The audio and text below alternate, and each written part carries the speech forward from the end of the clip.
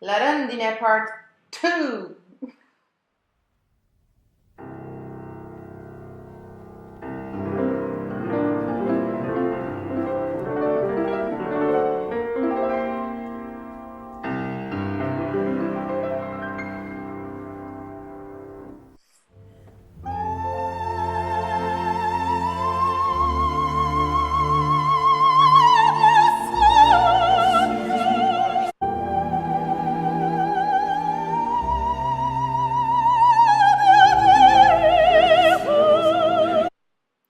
So, 9 minutes have passed since the beginning of the opera. Loretta's song, which is a big piece of the opera, in theory, has been sung. And let's see what happens. First of all, to thank her of the performance, pregevole sei ai vostri piedi tutte le grazie della primavera, and we'll use the roses that were carefully determined in the directing notes from the writers. As a present to her, he puts the flowers at her feet. Okay, so the graces of spring are in fact the red roses, which tells us a little bit in which season we are, that we are in spring, which will be confirmed in Act 2 by the chorus of the students that will sing O profumo sottile d'una notte d'April. L'Aprile, so it's it's typical of Puccini. We know that Mimi was waiting for l'April. Everyone who was sick with thetis was waiting for the warm season. Ci lasceremo alla stagione dei fiori, and we meet on Christmas night, and they are meeting in springtime, Magda and Ruggero. So the coming and going of seasons and of flowers that are born and die, che nascono e muoiono. Is typical, okay? What happens? Everyone is touched by the performance, deliziosa, esquisita. So pure meta theater within the theater. She's doing a performance on stage for her own guests. Or even Rambaldo, even her partner, is touched. His comment is che calore, and she goes, come anche voi, l'uomo pratico. Premier says, deep in every soul there's a romantic devil, and Rambaldo replies, no, my devil is sound asleep because my weapon is the holy water. I defeat my inner romantic devil with holy water, and by mentioning the holy water, he pulls out a piece of jewelry as a gift to Magda. Mi armo d'acqua santa e lo sconfiggo. Lo volete vedere? Do you want to see how I do this? How I defeat this devil? This is very interesting for two reasons. First of all, because it's the first time that we clearly see that holy topics are mentioned in Rondine only for absolutely profane purposes. So in this case, the devil is love, and holy water is richness, is gold, is jewelry, is whatever we want. And also this phrase from Rambaldo is very interesting because it's, sociologically, it's a very interesting reflection about how richness has sort of defeated the original purpose of love. Somehow richness turns out to be an antidote for love. Up until then, marriage was a contract that a woman signed for an actual job of housewife, for which she had a living, and that was the only alternative to becoming a nun or becoming a prostitute. Working women were being born exactly then. And when women started to work, society changed forever. So, grisettes, sartine, Mimi is a grisette. Musetta isn't, and she's basically a prostitute. Lisette, she's a servant, so it's an old profession, but she's still a working woman, and we'll see that the working woman that cares after herself is the answer to Magda's story. This is how the story is actually going to end. Although Prunier is kind of, the puppeteer Prunier is kind of testing her, is kind of proving her, because when Magda receives the piece of jewelry, Prunier goes, we'll see what she'll do. La doretta della mia fantasia non si turba, ma in verità mi pare che vacilli quella della realtà. So what is she going to do? What is she going to choose in the end? This Magda, this woman of women, this emblem of women in the early 1900s, what is she going to choose? Is she going to choose comfortable life and somehow the golden cage over a hard working life that for women was basically impossible, over marriage, over, you know, everything else, because marriage is not what we intend as marriage today. Marriage was a condition where women basically didn't have any legal and social rights. So this is the question that La Rondine asks. What are women going to choose? Women were starting to vote. The suffragettes movement started back in time. So what was coming up in the world at the changing of the women condition?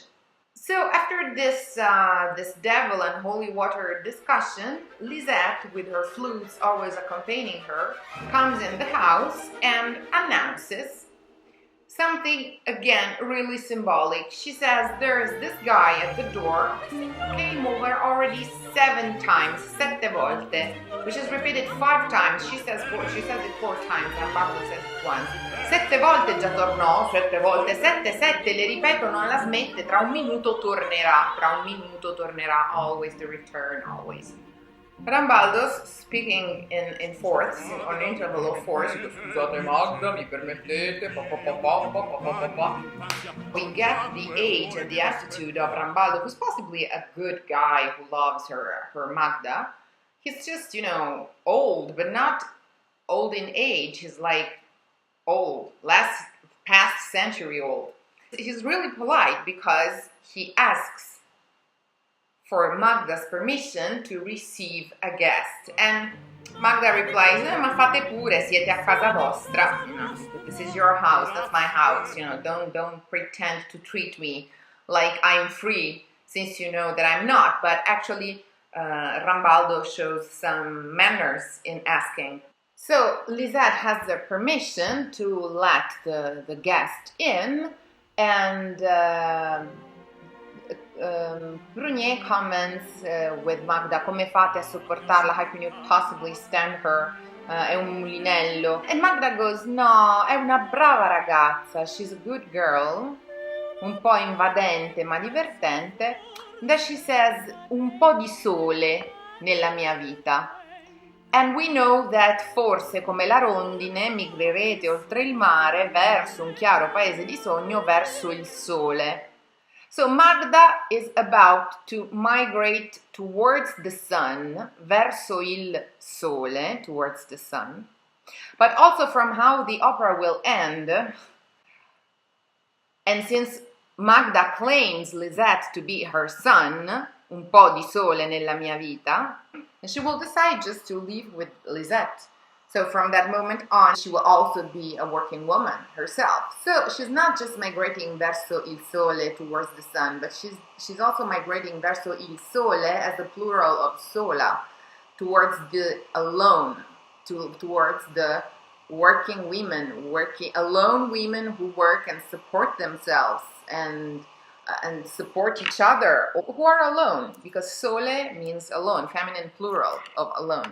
And in this very conversation, when she says Lisette è un po' di sole nella mia vita, her friends tell her, you know, you shouldn't be complaining because la tua vita è invidiabile. We envy your life. Rambaldo is very generous, and one of them says on a theme that will become the beginning of Act 3, she says, credi a me che nessuna ebbe la tua fortuna. And again we have where's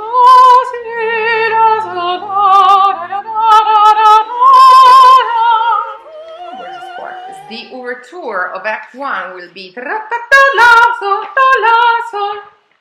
the overture to Act 3 will be do, si, la, fa, sol, la, do, si, la, all the time. There are small variation, but it's still strano, all over again. What's happening in society? It's strange. So these three notes keep changing. They have small variations, but we may say that the whole score of La Rondine is inspired by the three-note descending scale of Strano in La Traviata. In fact, the word strano itself recurs several times in the opera.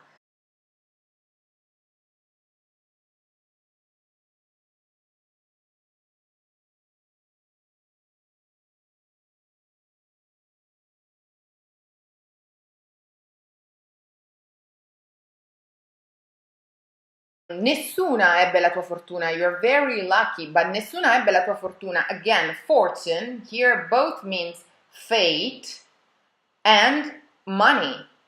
So none of us became as rich as you are, but also none of us had your fate. And she said, well, but I don't care for money.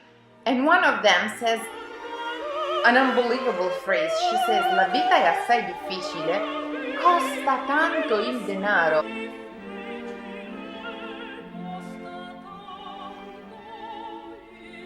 Currency exchange, Wall Street, plain and simple, finance, costa tanto il denaro, the price of money.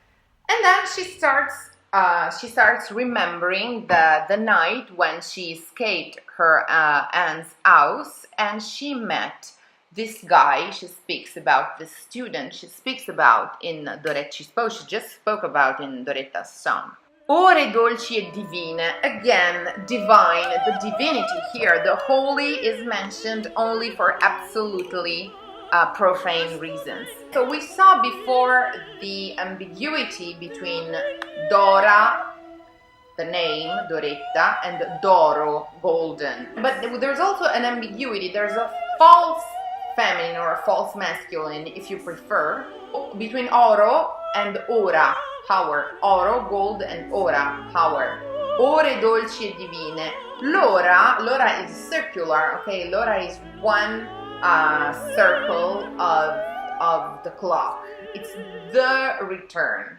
La gioia d'un'ora. She will say, potessi rivivere ancora la gioia. We spoke about gioia throughout the whole Traviata. We know what gioia means, to spin around, literally. La gioia d'un'ora. Potessi rivivere ancora la gioia d'un'ora. And in fact, potessi rivivere ancora la gioia d'un'ora is, of course, a waltz, a circular waltz.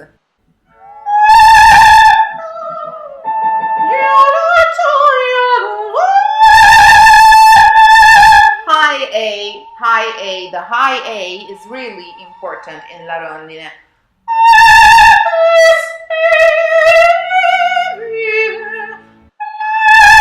A, she sings the article la, but she's singing a la, she's singing an A.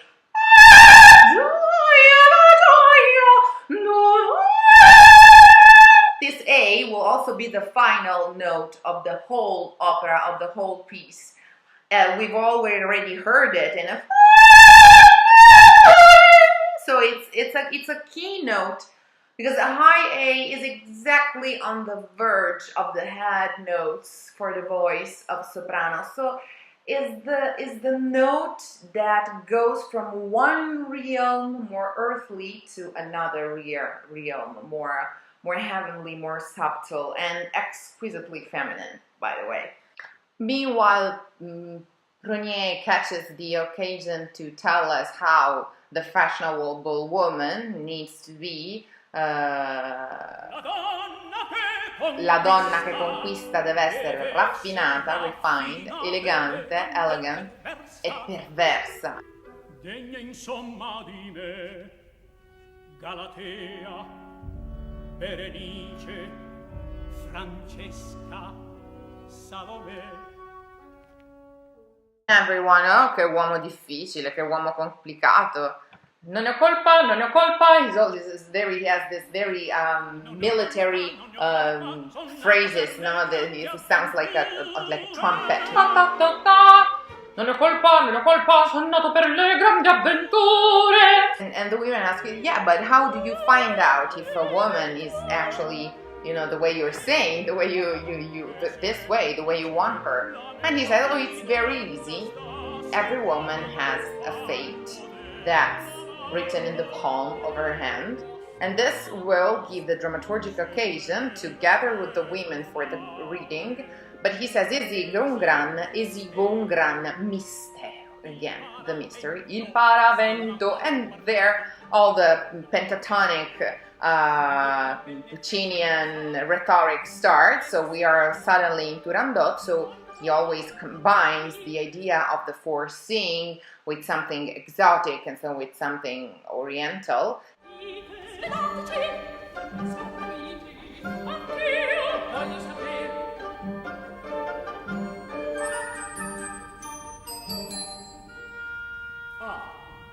Ruggero lassù, fate passare.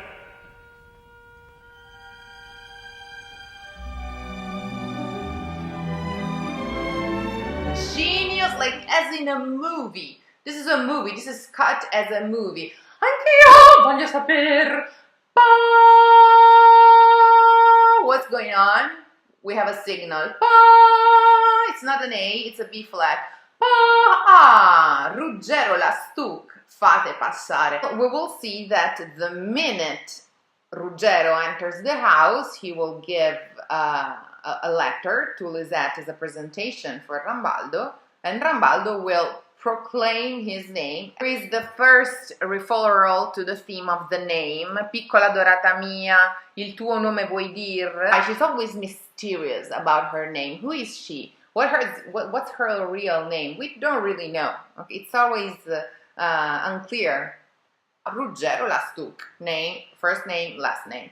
Fate passare, let him in. Oh mio giovane amico, so Ruggero is young. Dovete perdonare.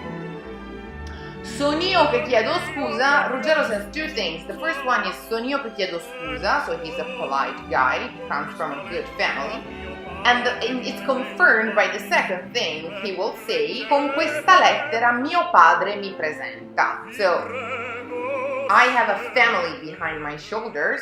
It is confirmed to us that Ruggero has a serious, solid family, because right now he's introduced by his father letter. In Act 3 there will be another letter from his mother that will give the permission for the marriage. Letter from the father, letter from the mother. Ruggero is a family guy. Okay, he's a guy from the old type of family, and he's a family guy.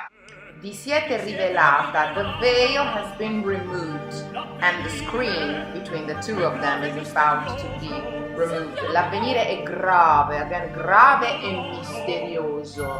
Sentiamolo, no? È troppo sibillino, vi trascina il destino. Vi trascina il destino. Your fate is dragging you away. Because Ruggero is right there, has just entered the house.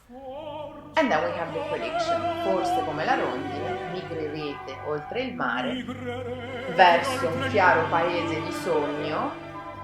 Il chiaro paese di sogno is obviously America. Puccini was working a lot with the United States, and he was fond of the United States. He was fond of jazz. He knew very well what was going on there. And he says, verso l'amore e forse un cattivo presagio, bad news? No. Again, il finale mi manca. Il destino ha un duplice viso. Un sorriso o un'angoscia? Mistero. L'erma bifronte piange o ride? Non si sa. Mistero. We don't know. We're gonna find out. Ed è la prima volta che venite a Parigi. It's a movie. It's a movie. Cut. Camera 1, camera 2. Parigi. Lisette in a little bit will say Parigi è il regno della donna. So Parigi is not just a city. Parigi is a state of mind.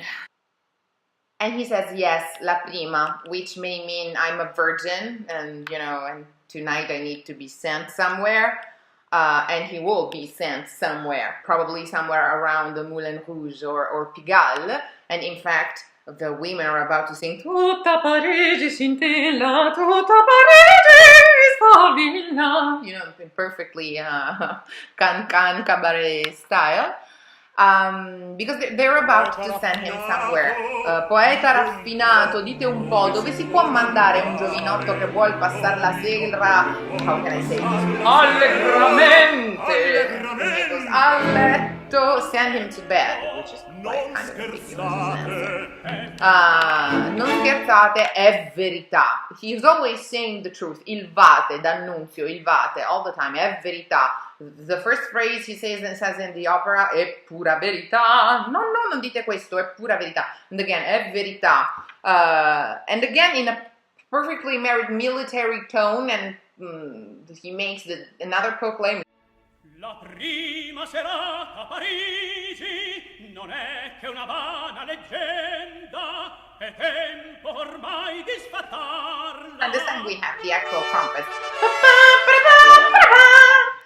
But this solemnity is completely desecrated by Lisette, who comes in, no, non è vero. And she goes, io sono parigina nell'anima. Parigi is a state of the soul, it's not just a city. Io sono parigina nell'anima e difendo il regno della...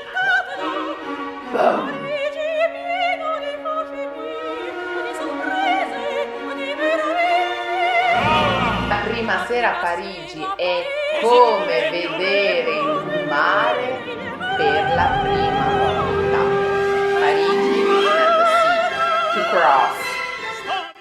So Parigi è il regno della donna with a capital D, of the feminine, and is a symbol in the literature. Of course, it's the place that gave birth to the avant-garde, they gave birth to the darkest parts of the human soul.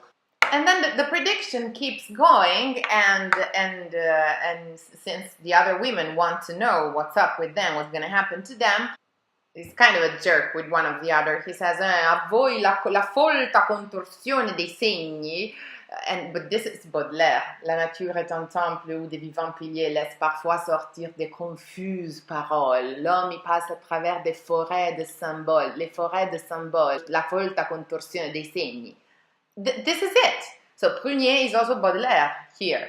And it's unbelievable how Puccini can really go from burping to Baudelaire in a second with the director's cut. Misquotes Baudelaire just to say la folta contorsione dei segni suggerisce et ultra, significa più avanti, chi più offre la vince su tutti gli aspiranti. You're just gonna be with the richest of them. Okay, so you are not like her. You are not a Rondine. Your fate is not in the palm of your hand. You will just go where it's convenient. You are not one of those women who will migrate verso il sole. You are not one of those women who are destined to stand on their feet, on their own 2 feet. That, in fact, will be the one that will indicate the destination. Avanti dunque, indica tu la meta, says Rambaldo.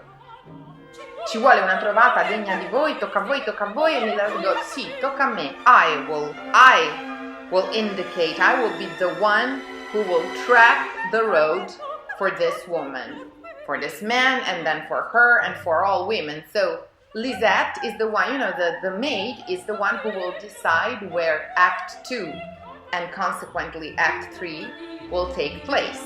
Lisette, as the woman of Prunier, she is the artifacts as well of this story. And she has 2 C's, Nodabulier and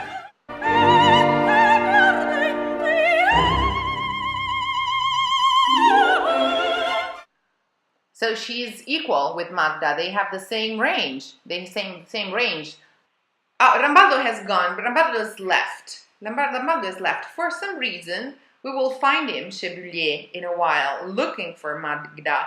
How does he know that Magda would have gone there? What makes him think before he leaves? All this buonasera, buonasera, buonasera, buonasera scene, which reminds us a lot of the buonasera, mio signore in Barbiere. So like buonasera, when you want someone to go buonasera, buonasera, buonasera, no, buonasera, buonasera, buonasera. Go, go, go, go. So maybe he perceived that everybody was trying to, you know. Then, like we say the cherry on the cake, the symmetric love duet between Lisette and Prunier. Because it is true that marital love is dead, that the institution of marriage, that the house, the old institution of families are dying. Yes. But just as in Bohème, the tragic couple, we may even say just as in Zauberflöte, because there's often this double couple, you know, the tragic couple, the sublime couple, and then the comic couple, the everyday couple, the earthly couple. So even in this case, we have the earthly couple. The earthly couple are Prunier and Lisette. So we finally found out that Prunier and Lisette are together this week. We could smell it at the beginning because they had a weird, there was a weird confidence between them, but now we know as a fact. The duet is in fact always question and answer, botta e risposta. T'amo, mente no, tu sapessi a quale prezzo ti disprezzo. Even here, another version of cost, another version of money, another version of price. A quale prezzo ti disprezzo. And it's really funny because Prunier is so in love with his simple waitress, with his simple maid, that his high poetry goes to very low levels when he's relating to her, and so we have this love duet that could be the love duet between two children. It's so sweet. So, chi ci chiama il nostro amore, chi mi ama questo cuore, chi mi bacia il labbro tuo, perché bacia di perché, per ridirti io sono te, son te, sono te. We are one. We are the same. I have chills. But the most amazing thing, about how the world is changing in this duet series. What genre is this? What kind of show is this? Because this could just be a movie. Because they're talking about love. We have the first love duet of the whole opera, but they're talking about fashion. What should I wear tonight? Would you like me in this? Do you prefer me in that? Che silenzio, che mistero, mami t'amo, t'avvilisce, ne son fiero. Ora andiamo, tutto tace, she says, and he rhymes it with what? Il cappello non mi piace. Tutto tace, il cappello non mi piace. Non ti piace il suo migliore? Non si intona con il resto. Cambio, cambia. Everything changes. Ma fa presto, let's hurry. And then the prayer. This is the first prayer we have in the opera. But it's not to God, it's to the 9 muses. 9 muse a voi perdono, se discendo così in basso, l'amo e non ragiono, 9 muse a voi perdono. Not God forgive me, but muses forgive me. E il mantello non è tale da strappare un'ovazione. Vuoi che metta quella cappa che indossavo l'altra sera? Sì, la cappa in seta nera, yes, the cape in black silk. 9 muse a voi perdono. La borsetta.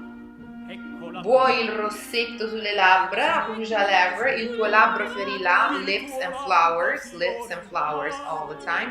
Le gote siano 2 rose, nero agli occhi, pochi tocchi. Ecco fatto là, beautiful. Che silenzio, che mistero, mystery again. So while Lisette, this is a weird changer la femme, because Lisette has dressed herself up as Magda with Magda's clothes.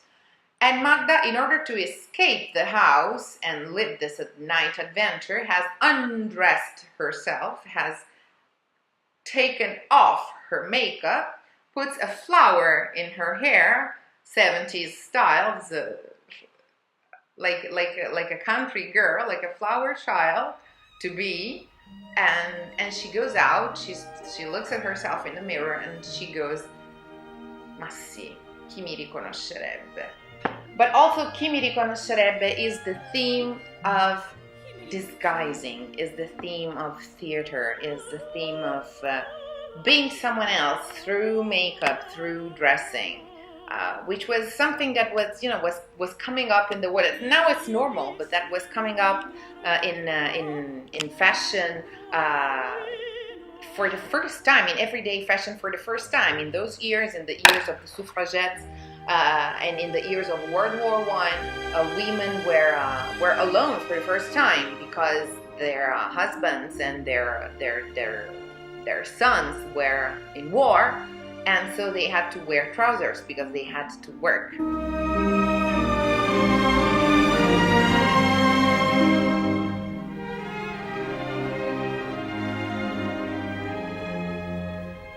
Ma sì, chi mi riconoscerebbe?